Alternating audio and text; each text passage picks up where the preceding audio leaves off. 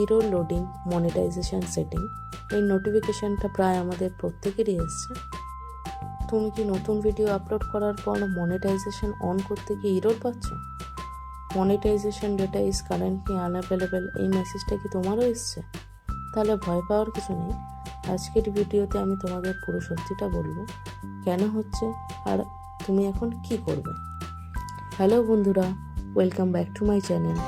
আমি আজকে একটা ভেরি ইম্পর্টেন্ট আপডেট নিয়ে এসেছি, স্পেশালি যারা ইউটিউব থেকে আর্ন করছো আর যারা আর্ন করতে চাও, ভিডিওটা তাদের জন্য। এখন অনেক ক্রিয়েটাররা একটা কমন প্রবলেম ফেস করছে, যখন তারা নতুন ভিডিও আপলোড করে মনিটাইজেশন অন করতে যাচ্ছে, তখন একটা এরর শো করছে, monetisation data is currently unavailable for this video. এর মানে হলো তুমি অ্যাডস অন করতে পারছো না। অনেকে চিন্তা করছে, আমার চ্যানেল কি ডিমনিটাইজ হয়ে গেল, আমার কি কোনো গাইডলাইন স্ট্রাইক হলো? কিন্তু না, এই জিনিসগুলো কিছুই না। আসল কথা হলো, এটা তোমাদের কোনো দোষই না, এটা ইউটিউবেরই একটা টেকনিক্যাল এরর।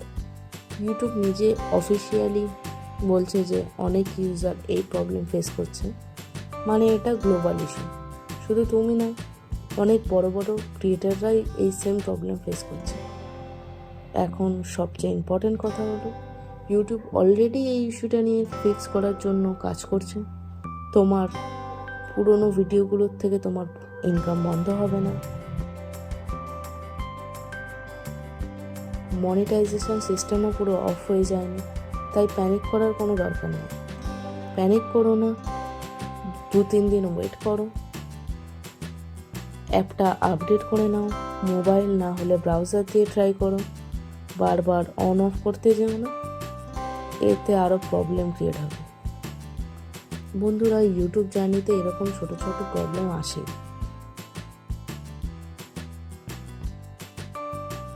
কিন্তু কনসিস্টেন্সি রাখলে তুমি ডেফিনেটলি গ্রো করবে। যদি ভিডিওটা হেল্পফুল লাগে তাহলে লাইক করো,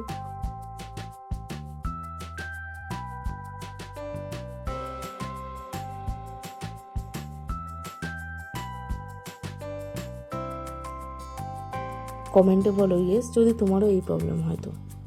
আর সাবস্ক্রাইব করতে ভুলো না, আমি এরকম হেল্পফুল ভিডিও নিয়ে আবার আসবো।